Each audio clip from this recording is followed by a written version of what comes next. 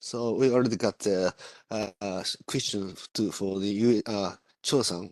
So do you plan to enter PSR for detecting the water ice? That would be great if you can get into the PSR, but I think it could be potentially challenging to get actually into the PSR. Like you all agree, right?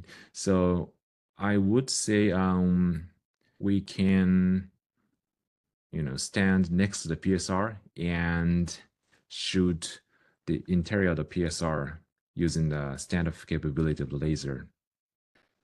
Also, I think there should be some micro PSRs on the surface of the moon.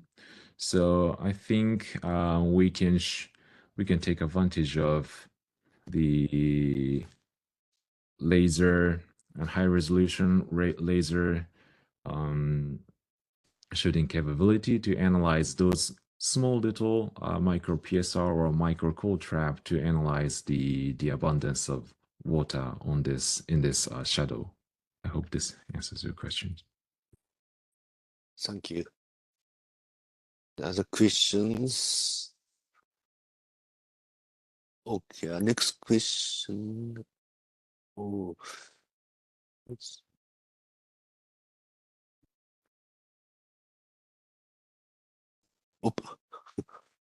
so much. Oh, oh, let's go.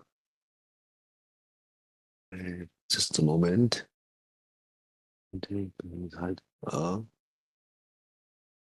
Uh, so how to prove deep hydrous layers sunny to me beneath the surface is digging necessary or rather shooting down to such depths? I see 2 meters. Sunny 2 meters Okay. beneath. The laser itself can penetrate down to 10 centimeter in our laboratory experiments. So we cannot really reach 2 meter of deep. So the physical digging, physical excavation will be necessary to reach that depth. But 10 millimeter can be measured really easily. If the soil is cooperative, we can dig. The laser goes down to 5 centimeter ish deep, but not 2 meters, unfortunately. Mhm. Okay. So just so wrong. Again, so questions to Rebus instruments. One of the main goal for the study around the moon's south pole is to locate the location of the variable lunar resources, such as water, ice. Can RIBS to be operated on the orbiter with higher enough sensitivity? Yeah, I think this is a dream instrument, but I think at this moment it is difficult to measure doing a libs from the orbit. So I think current technology it is difficult to shoot laser from like 10 kilometers above the surface ground and shoot lasers to the ground and get the data from the laser induced plasma. Yeah, next is a short question. So, is it possible to know D by H by Debus?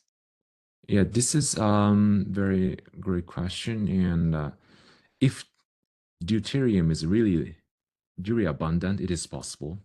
And I did see such a paper, but the natural DH ratio is too low. So I think again this is kind of difficult to do this by lips at this moment.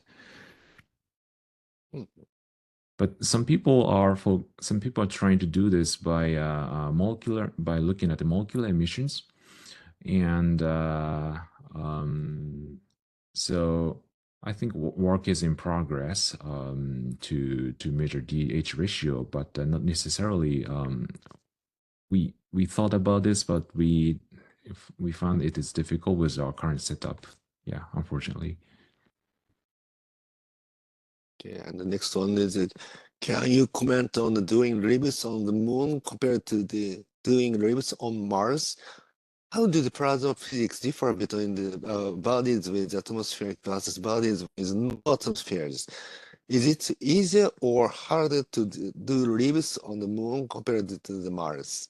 It is harder. It's much harder because the lack of the atmosphere. Thank you for asking this question. On Mars, the thin air in the thin atmosphere in Mars is really favorable for Lebesgue measurement because the plasma can be confined nicely and heated nicely. But because of the lack of the atmosphere on the moon, the plasma goes away really fast. So it's like dimmer, darker than Mars's cases by an order of magnitude, actually. So this is one of the challenges on the moon.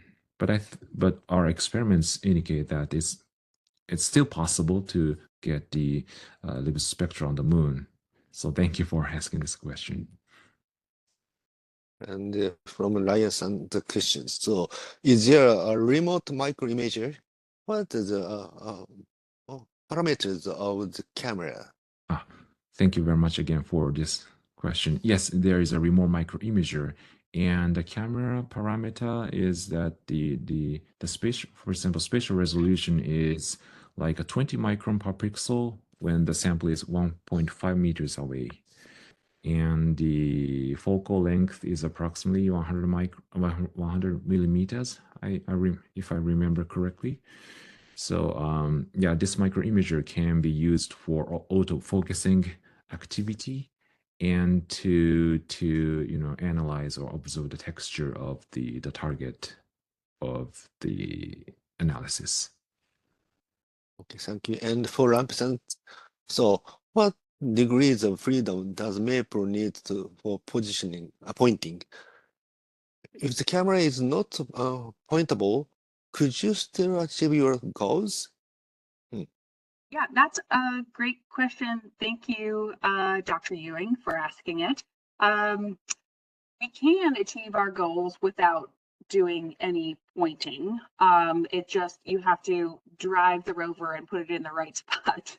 So that might be a little trickier than just adding a motor and focusing optics to our spectrometers.